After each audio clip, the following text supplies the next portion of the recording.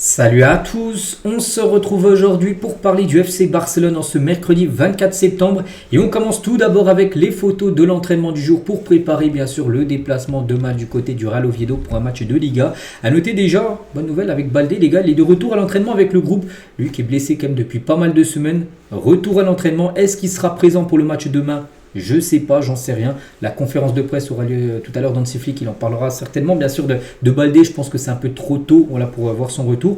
Mais peut-être la semaine prochaine, mercredi prochain, il y a un match contre le PSG en Ligue des Champions. C'est peut-être l'objectif, bien sûr, pour Baldé. Pour revenir, bien sûr, pour ce match-là, et voilà, il travaille très dur afin d'être en forme pour le match contre le PSG. Donc, déjà, c'est une bonne nouvelle, bien sûr, le retour d'Alejandro Baldé. Concernant Lamine Yamal, ça aussi c'est une très bonne nouvelle les gars. Il s'est entraîné avec le Barça, enfin avec le FC Barcelone, mais avec le ballon aujourd'hui pour la première fois depuis sa blessure. Donc voilà, reprise entraînement avec le ballon pour Lamine Yamal.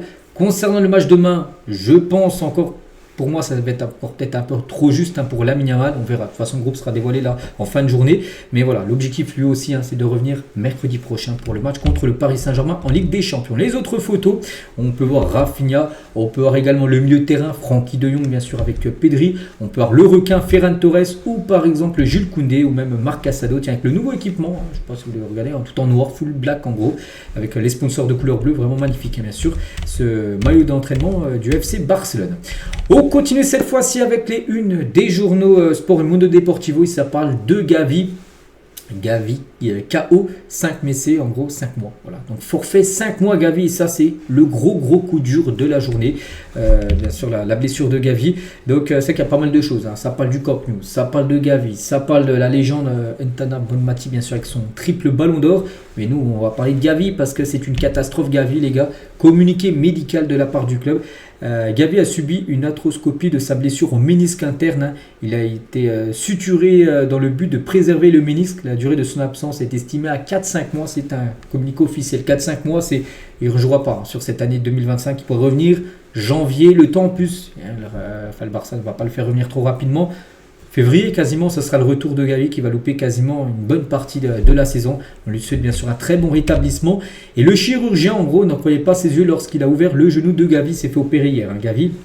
Donc personne au club ne s'attendait à l'état de santé du milieu de terrain. Actuellement, l'objectif principal est de restaurer l'équilibre psychologique du joueur, bien sûr, qui s'est pratiquement effondré quand il a été informé de la gravité de sa blessure. Parce qu'en gros, il s'est fait opérer. Donc quand tu te fais opérer du genou, tu es endormi, bien sûr. Mais dès qu'il s'est réveillé, le chirurgien lui a dit, en gros, ton genou, ça n'allait pas du tout.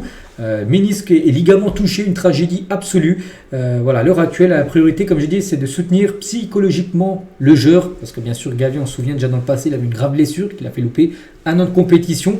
Et là, vraiment, il lui faut une cellule psychologique pour que mentalement, le moral aussi, qui ne se fondre pas. Parce que là, c'est 5 mois d'indisponibilité pour lui. Les blessures s'enchaînent, bien sûr, pour Gavi. Voilà, donc voilà, vraiment ménisque et ligaments touchés. Parce qu'oubliez pas que le Barça, depuis quelques semaines, hésitait. En gros, on voulait voir comment ça allait aller son genou. En gros, ça allait jamais aller mieux parce qu'en gros, les ligaments et le ménisque ont été touchés. C'est pour ça que le chirurgien, quand il a vu ça, il a été totalement choqué, tout simplement.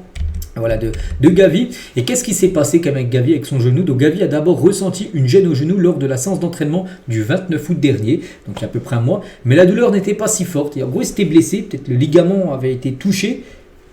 Et il s'est dit, bon, ça va passer le lendemain, tout ça. Donc le lendemain, les semaines passent et non, ça n'allait pas. C'est pourquoi le Barça a tout d'abord opté pour un traitement conservateur et a été surpris de voir l'étendue de sa blessure. Donc un traitement conservateur, c'est-à-dire ne rien faire. Laisser en gros le genou repos, c'est pour ça qu'il a été forfait tous les derniers matchs et en espérant en gros que ça aille mieux au fil des jours, au fil des semaines. Et du coup, voilà, les semaines passent, tout ça, puis du coup, c'est pour ça que la décision a été prise du coup de l'opération, vu que ça n'allait pas mieux. Et tout le monde a été très surpris, le chirurgien, tout le monde a été très surpris de l'état du genou, qui était complètement dézingué, en gros, le genou de Gavi. Donc Hansi Flick reconnaît que Gavi allait être très important pour Barcelone pour cette saison.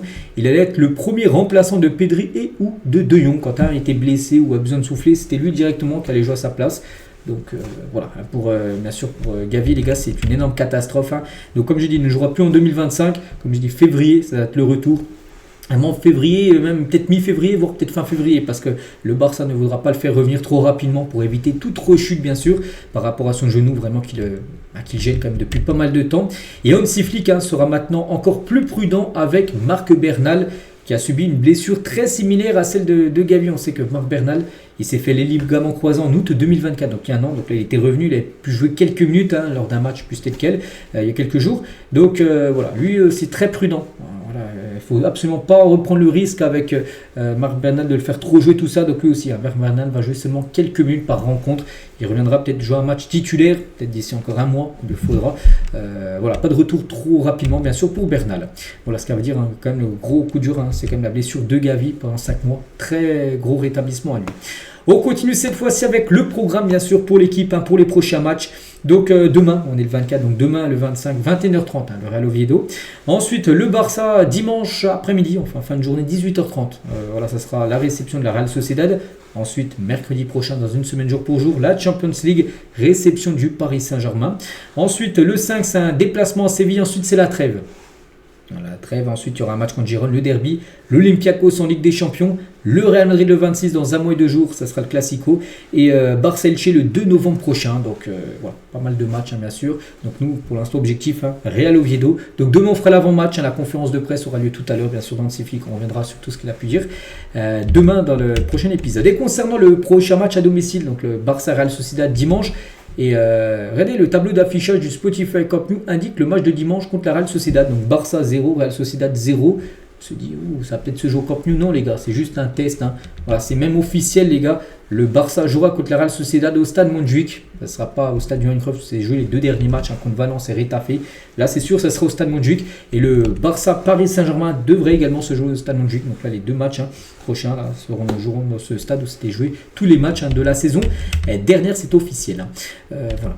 On continue, toujours avec le Camp Nou. Pourquoi encore le Camp Nou, c'est pas encore prêt. Voilà, donc la mairie de Barcelone n'accorde pas la première licence pour la réouverture du stade. Il faut que la mairie valide en gros que le stade peut accueillir du monde. Et pour l'instant, c'est non. En gros, les pompiers sont venus regarder, inspecter tout ça et ont constaté des manquements en matière de sécurité. Parce que la sécurité, c'est le truc primordial. C'est la sécurité. Il n'y a rien qu'un truc de la sécurité qui ne va pas. Il n'y a pas de bon pour rouvrir le stade. Et en gros, notamment au niveau des voies d'évacuation pour les pompiers, ça n'allait pas. Et du coup, c'est pour ça que le retour pour l'instant au Camp Nou, c'est pas pour maintenant. Voilà, il faut encore pas mal de choses à modifier pour que les pompiers valident en gros tout ça. Et qu'après les pompiers donnent leur rapport à la mairie. La mairie valide en gros la réouverture bien sûr du Camp Nou. Vous avez vu, ça prend quand même beaucoup de temps. Il y a encore pas mal de choses à améliorer. On continue avec Lamine Yamal qui félicite Ousmane Dembélé pour son ballon d'or. C'est plutôt rare de voir un deuxième au ballon d'or féliciter le premier. Regardez par exemple la saison dernière, Vini Junior a gagné le ballon d'or. Enfin, Rodri a gagné le ballon d'or, mais Vini Junior qui a fini deuxième, jamais Vini lui a mis un message félicitations Rodri pour ton ballon d'or. Ou même à l'époque les gars, quand c'était Messi ou Ronaldo, quand Messi a gagné le ballon d'or, jamais Ronaldo lui a félicité félicitations pour ton ballon d'or Messi, ou même dans le sens inverse, ça marche également. En tout cas Lamine Yamal l'a fait, le plan de Dieu est parfait, il faut grimper pour arriver au sommet, heureux pour mon deuxième trophée Copa qu'il a remporté. Et félicitations Ousmane Dembélé pour le prix, sa belle saison. Donc voilà, félicite quand même Ousmane Dembélé. Donc beau jeu quand même, Lamine Yamal, vraiment grand respect parce que chaque deuxième du Ballon d'Or, à chaque fois c'est même très rarement le cas qui félicite en gros le vainqueur. Marco Senna, donc il a dit Lamine Yamal doit rester calme, il remportera le Ballon d'Or la saison prochaine, il en aura beaucoup, on verra. C'est vrai que oui, on se dit qu'il peut aspirer à gagner beaucoup de Ballons d'Or. Après on ne sait jamais les gars, Neymar à l'époque quand pareil il avait 18 ans, on disait Neymar il va gagner plein de Ballons d'Or dans sa carrière. Neymar a plus de 30 ans maintenant et on sait qu'il ne gagnera jamais le Ballon d'Or. On ne voit pas Neymar gagner le Ballon d'Or maintenant vu toutes les blessures qu'il enchaîne. Pareil pour Mbappé, tiens, on va parler, oui c'est un joueur du Real, mais Mbappé aussi à 18 ans il gagne la Coupe du Monde. On disait à l'époque qu'il va gagner plein de Ballons d'Or dans sa carrière. Mbappé 26 ans, 0 Ballon d'Or. Bon, pour Lamine Yamal, on espère que ça soit différent. C'est vrai que c'est un joueur pareil, comme Neymar et Mbappé, qu'on pensait qu'il peut gagner beaucoup de ballons d'or. On verra. Donc pour l'instant, il a 18 ans. C'est à lui maintenant de faire, bien sûr, ce qu'il faut pour remporter, bien sûr, ce trophée. Et Lamine Yamal s'est montré très jeune lors du vol de retour de la cérémonie du ballon d'or au Barça. Il le voit comme très mature. C'est que c'est quelqu'un de mature, très posé. Voilà, Lamine Yamal. Rien que par rapport à féliciter Ousmane, les gars, il n'était pas obligé de le faire. Il l'a fait. C'est pour montrer vraiment qu'il a 18 ans, mais très mature, très mûr dans sa tête. Franco Mastantuono, donc tiens, joueur du Real Madrid. Hier, il a été buteur. Le Real, tiens, je ne vais pas parler, ils ont gagné 4-1. Il faut quand même en parler parce que le Real et le Barça vont se jouer, bien sûr, le titre de la Liga. Je tiens à féliciter Lamine Yamal pour sa deuxième place au Ballon d'Or. Voilà, beau message de Franco Mastantuono sur Lamine Yamal.